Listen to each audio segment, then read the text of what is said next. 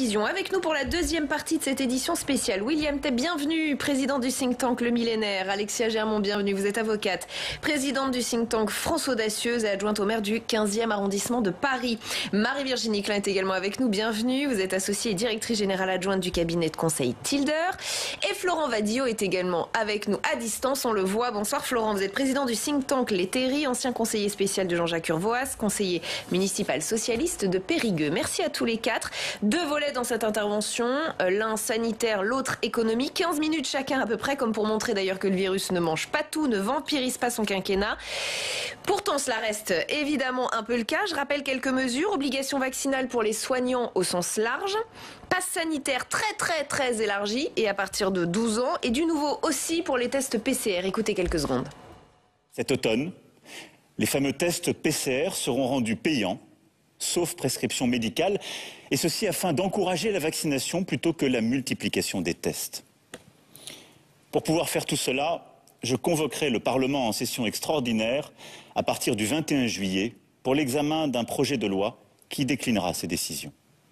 Vous l'avez compris, la vaccination n'est pas tout de suite obligatoire pour tout le monde, mais nous allons étendre au maximum le pass sanitaire pour pousser le maximum d'entre vous à aller vous faire vacciner. Pas tout de suite obligatoire pour tout le monde, ça veut dire que c'est encore possible, Alexia Germont, juste sur le volet sanitaire pour quelques minutes. Il a été ferme, Emmanuel Macron, là. Oui, il a été très ferme, mais après un certain moment de retard à l'allumage, en tout cas, ou un peu de flottement qu'on sentait parce que les mesures étaient très attendues. Je crois qu'il faut savoir surtout saluer quand il y a de bonnes mesures.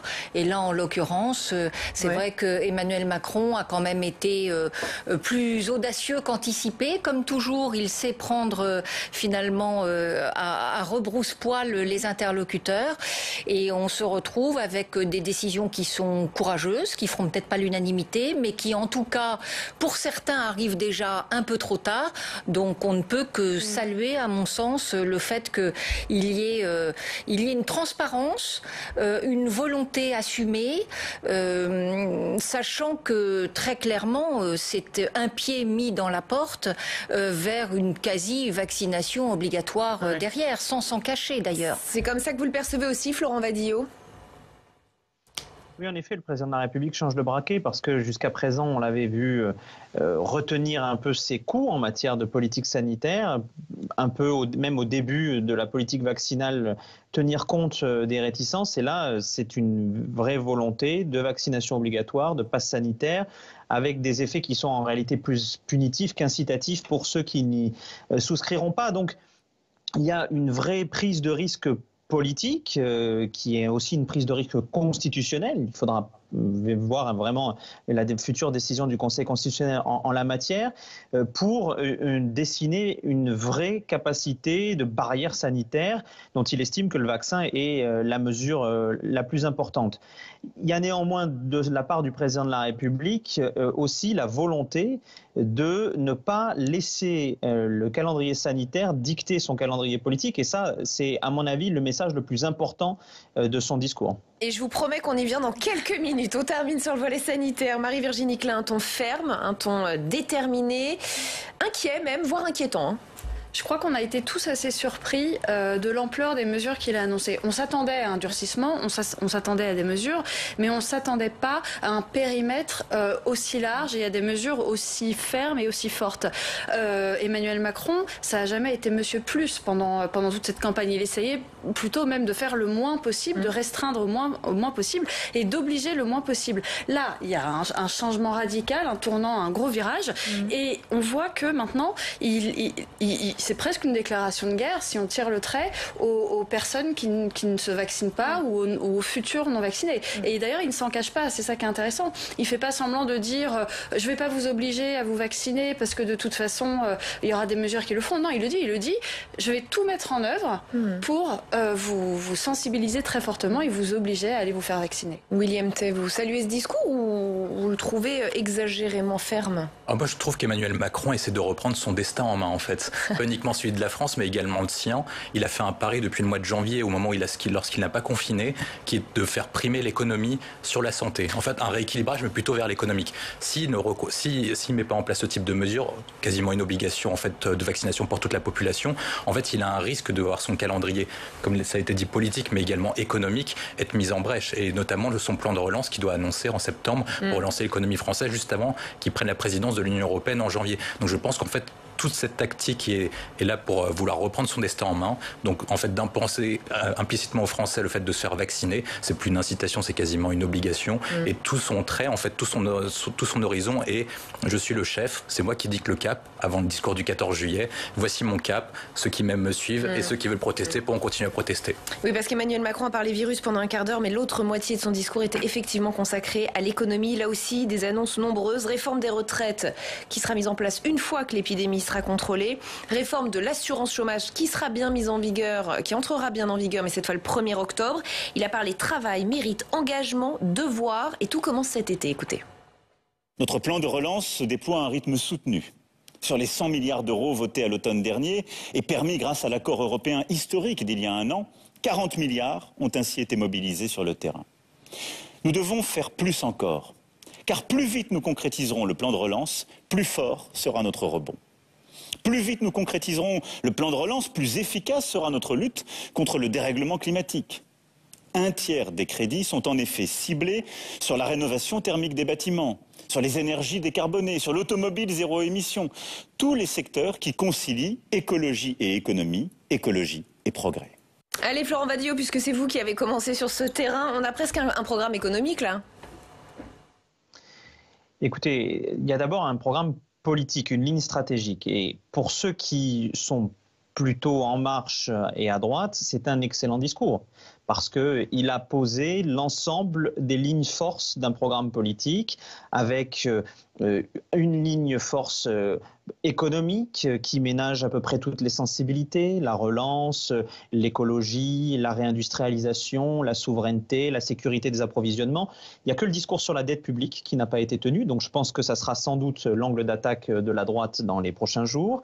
Et puis, on a également un discours sur les réformes nécessaires, la réforme des retraites, la réforme de l'assurance chômage, et il arrive même avec une transition dont le caractère littéraire est encore à trouver, à mettre en place la thématique de la sécurité, le respect, etc. Donc, et avec aussi un volet éducatif. Il a en quelque sorte continué à être le président candidat qu'il était déjà, parce que ça n'est pas une rupture dans la manière qu'Emmanuel Macron déploie depuis déjà plusieurs semaines. Néanmoins, ce discours-là est un discours assez fondateur, je le pense. D'abord parce qu'il y a un changement de cadre. Il faut quand même, pardon, mais ça n'est pas qu'un détail. Il y a un changement de tonalité. C'est la première fois que le président de la République a un ton identique sur l'ensemble de son discours. Donc il n'y a plus les effets d'acteurs qu'on pouvait voir. Il y a l'apparition d'infographies. Donc avec une vraie volonté de médiatiser son message, je pense véritablement qu'il y aura un avant et un après ce discours-là, et avec, il faut le dire, un cap politique qui n'a jamais été aussi clair. Là, les hésitations, l'entre-deux ou le en même temps du début de quinquennat est oublié. On est sur une politique de la droite libérale, assumée, modernisatrice à souhait, il n'y a pas de sujet là-dessus, mais c'est un programme de droite. Et je pense d'ailleurs qu'Emmanuel Macron, il a 3 boussoles désormais, la Covid, Marine Le Pen et Xavier Bertrand. Et donc, ce qui lui permet très clairement là d'avoir un cap assez affirmé et qui sera, à mon sens, très mobilisateur pour l'électorat qu'il vise. Donc, à entendre Florent Alexia Germont, on a presque la nouvelle stratégie de campagne du nouveau président candidat Macron. En tout cas, on a le cadre qui a été posé avec un président en campagne, extrêmement mobilisé, déterminé. Je suis d'accord sur l'analyse de Florent Vadillo sur le fait qu'il n'y avait pas d'effet de manche. C'était donc un discours qui se voulait plus efficace et par nature donc plus audible par le plus grand nombre. Il reste que de mélanger bien sûr les questions sanitaires et l'aspect pré-campagne fait que d'une façon ou d'une autre, l'un ou l'autre sera amoindri. C'est néanmoins, je pense, un marqueur où on a très clairement un président en marche, en campagne. Alors oui, ça avec des thématiques qui mélangent le sanitaire et l'économique. Le message n'a pas été brouillé. Écoutez, d'abord, je crois que le plus important, ce qui était attendu pour l'immédiat, c'est sur le pass, sur l'ensemble des aspects sanitaires. Et sur l'ensemble des aspects sanitaires, comme il a commencé sans virage indépendant, il est allé bille en tête. Donc c'était audible. Et c'était en cela, après, on a vu le ton du président qui démontrait qu'on était rentré véritablement en campagne, où d'ailleurs, très clairement, il se projette la France de 2030. Oui. Donc on n'est même pas sur 2022, c'est la France de 2030. Allons-y de bon cœur. Donc une fois qu'on a dit ça, oui, il y a des fondamentaux de droite avec, de valeurs et d'essence plus libérale, avec néanmoins quand même des failles effectivement sur la partie engagement public, parce que sur la dette public. Très clairement, quand vous expliquez que vous n'allez pas baisser les impôts et que donc la seule façon de faire relancer la machine, ça sera par le travail, par la méritocratie, encore faut-il que la croissance soit là. Et c'est donc là où en fait c'est le serpent qui se mord la queue et la boucle qui n'arrive pas à se boucler pour l'instant, puisque par nature, si vous avez le variant Delta qui vient contrecarrer l'essor économique et les 6% attendus de la croissance, vous n'aurez pas les effets escomptés. Et ce que promet aujourd'hui le président Macron, il ne pourra pas le tenir, parce que vous n'arriverez pas à relancer, soit si vous ne faites pas plus de dettes, ce qui est évidemment pas souhaitable, soit si vous n'arrivez pas à vous projeter avec une croissance qui est plus lourde. Et je finirai juste par un point pour répondre à Florent Vadillo. Il y a quand même sur les jeunes une incursion sur des valeurs plus sociales, puisqu'il parle quand même pour les jeunes, au passage, d'un revenu d'engagement avec des droits et des devoirs. Donc là, c'est dû en même temps, parce que à la fois, vous avez la notion de méritocratie qui revient, mais vous avez de l'autre côté également un revenu d'engagement qui n'existait pas jusqu'à présent. Mais quel risque majeur de faire revenir la réforme des retraites, non, Marie-Virginie Klein? Alors, c'est risqué et pas risqué, parce que finalement, il en a parlé uniquement à la toute fin de son discours, et ce qu'on a tous retenu quand même, c'est la première partie. C'est toutes les mesures sur le court terme. Et il a essayé dans cette allocution, en 30 minutes, de mélanger complètement les enjeux de court terme et les enjeux de moyen, voire long terme. Ce qui est quand même assez audacieux. Moi, j'ai été très surprise. Je ne pensais pas qu'il ferait un discours comme ça, tous azimuts, avec trois parties, la crise, la croissance et le programme présidentiel, puisque moi, je le lis vraiment comme un programme présidentiel.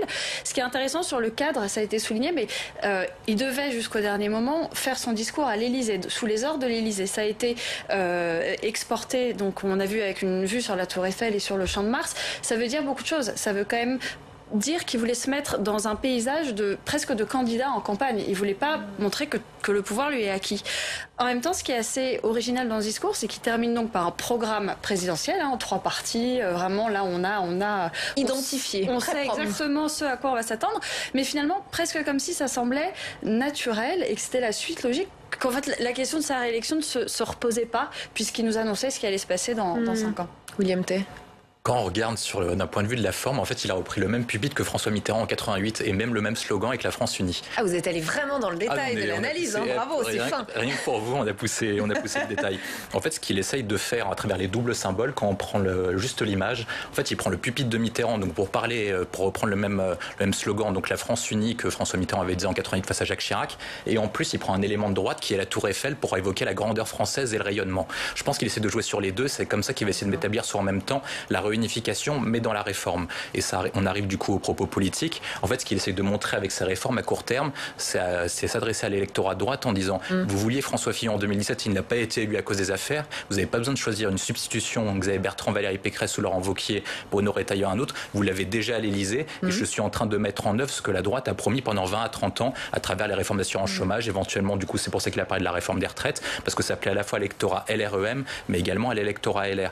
Et en fait, ce qu'il essaye de faire du coup Emmanuel Macron, c'est donc du coup préempter ce segment qui est plutôt libéral. Non, et donc il a esquivé toutes les questions sociétales conservateurs qu'avait François Fillon, mais pour se concentrer sur le volet réformateur. Et puis il a ajouté un deuxième élément, c'est je pense qu'il a bien analysé la mutation des droites occidentales, notamment Trump et Johnson, parce qu'il a repris beaucoup d'éléments de ces droites, notamment en parlant d'indépendance nationale, et surtout il a pris un élément qui était clé.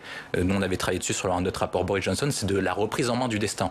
En fait, ce qu'il essaye de montrer notamment, c'est que l'action publique est verrouillée avec la technocratie, ceux qui font des manifestations, etc. Et que lui permet de déverrouiller l'action publique. Donc ça permet à la fois de renouer en 2017 en disant qu'il allait vaincre les clivages gauche et droite, donc éliminer la classe politique. Le deuxième élément, c'est éliminer la technocratie qui empêche toutes les réformes à l'action publique. Et troisième point, c'est pour ça qu'il avait un cap aussi directif sur les questions de santé, notamment sanitaire. C'est-à-dire, moi j'ai un cap, j'y tiens et je n'y changerai pas. Et donc du coup, à la fois il reprend les éléments du passé, il reprend les éléments de tradition à la fois de gauche, qui était le meilleur élément, qui était François Mitterrand en 88, et aussi ceux de François Fillon en 2017, pour se projeter à la fois dire je suis le présent et je vais incarner l'avenir, tout en incarnant le passé aussi. Oui, il l'exprime très clairement. À un moment, il dit je continuerai, nous continuerons d'ailleurs. Il y avait plus de nous que de je cette fois-ci, pour essayer justement de bousculer la technocratie et les lourdeurs du système. Donc il revient là-dessus, c'est un élément,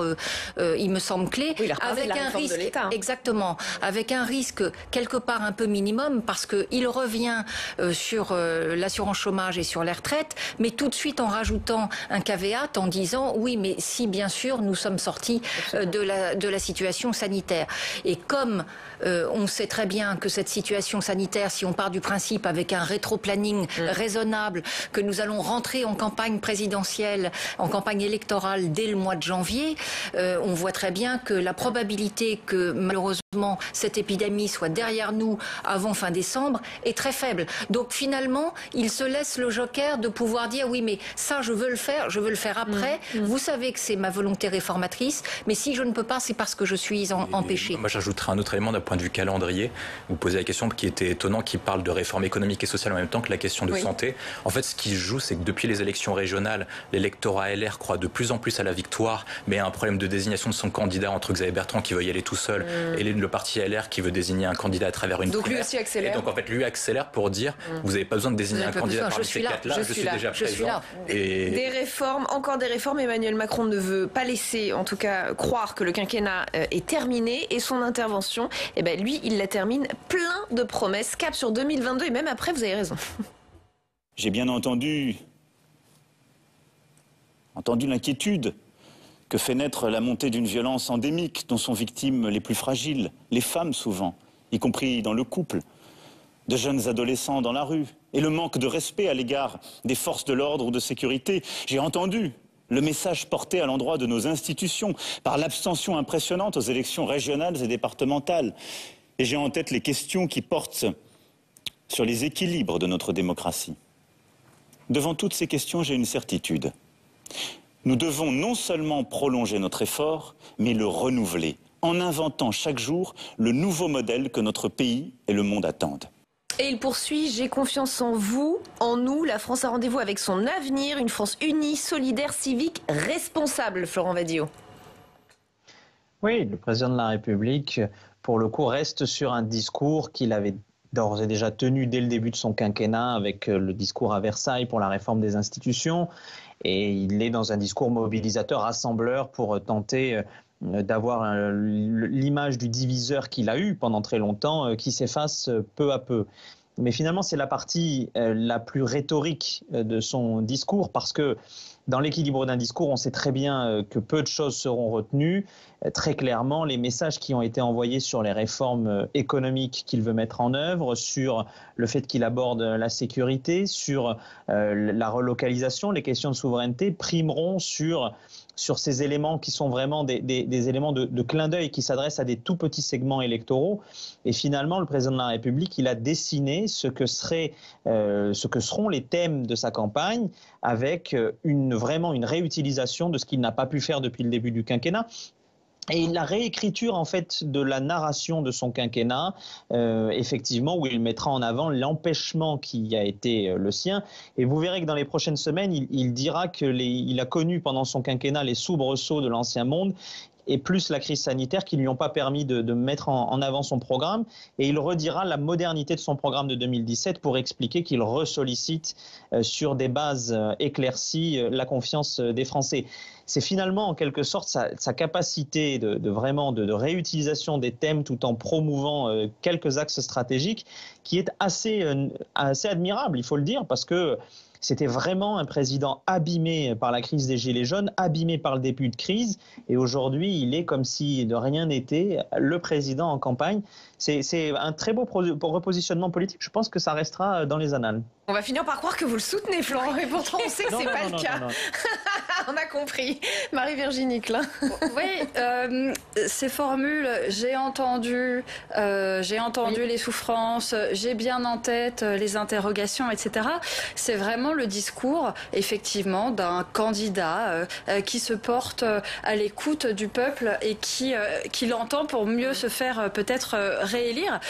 Tout se passe comme s'il ne voulait pas perdre une seule seconde, que la crise du Covid lui laisse un tout petit peu de répit, et on voit qu'il est tout petit ce répit, pour enclencher de nouvelles mesures, pour enclencher de nouvelles réformes, et justement pour éviter toutes les critiques sur lesquelles, voilà, vous avez géré la crise, c'est bien, mais vous n'avez rien fait, vous nous aviez promis de transformer le monde, et on voit que le monde, en fait, il n'y a pas de monde d'après, il n'y en aura finalement pas, même si on vous laisse 50 de plus. William Tay. Ce qu'il essaye de mettre en œuvre, c'est donner du corps à son concept de renaissance qu'il a développé en 2019 et qu'il a redonné dans une interview récemment. En fait, il va essayer d'incarner un clivage entre, d'un côté, Moyen-Âge, Renaissance, Moyen-Âge étant le passé et tout ce qui incarnait l'ancien monde, et lui étant le nouveau monde à travers la Renaissance. Vous parlez de son interview 1. Tout à fait, tout à fait. Et en fait, le concept de Renaissance qu'il met en œuvre, en fait, il fait du copier-coller. Parce que nous, on n'a pas de bol, on est tombé pile sur le bon programme. En fait, c'est le programme de Boris Johnson, Global Britain.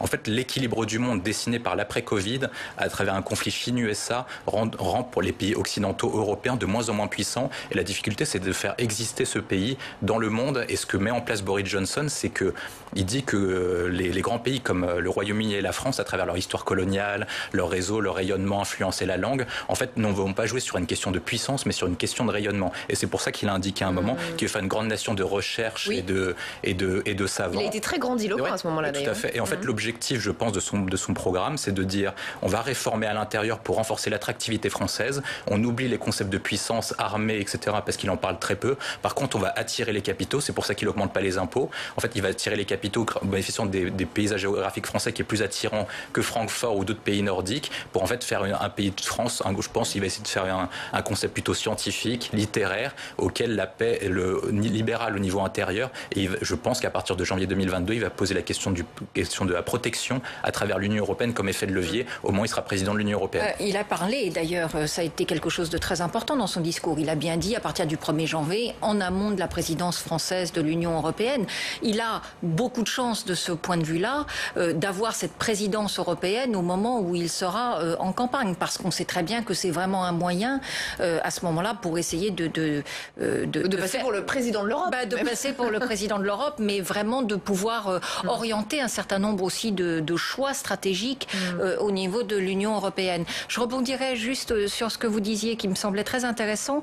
Au-delà du « j'ai bien entendu » qui peut paraître un peu factice, mais qui est traditionnel pour un candidat pour se raccrocher, le moment où il y a une vérité transparente, je trouve, c'est quand il dit cette abstention impressionnante. Parce que impressionnante, ça veut donc dire qu'il a été impressionné et qu'il n'est pas resté sourd au message qui a été envoyé par un certain nombre d'électeurs. Et ça, je pense que c'est une façon de personnifier et de rentrer vraiment dans le vif du sujet avec, pour conclure peut-être très rapidement, on voit bien que le président Macron, c'est quand il va au combat et quand il va dans des difficultés qu'il sait ressaisir l'ensemble de ses forces. Et on s'arrêtera là. Merci. Merci à tous les quatre d'avoir participé à cette édition spéciale. On se retrouve demain à 18h et à 22h30. Demain, 7h30. Bonjour chez vous. Oriane Mancini recevra notamment Éric Woerth, ancien ministre et député LR de l'Oise. Excellente soirée sur Public Sénat.